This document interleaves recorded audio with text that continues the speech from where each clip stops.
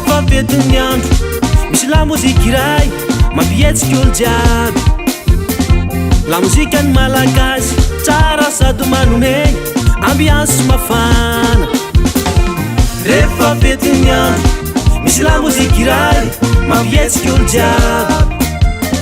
lamozika ny malagasy tsara sady manome ambiance mafana naratsaiko madinika maheno azy naro tanora nalana vavy ao fofan'itananao ampondamony tsara anadratrazy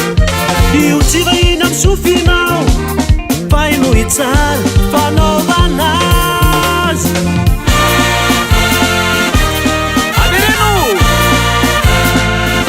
eo antsika indray mandeha tsika entra miaro amin'ny sotisoty ambony tanana ambonimbony tanana ambony tanana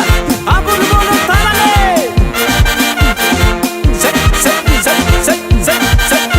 zay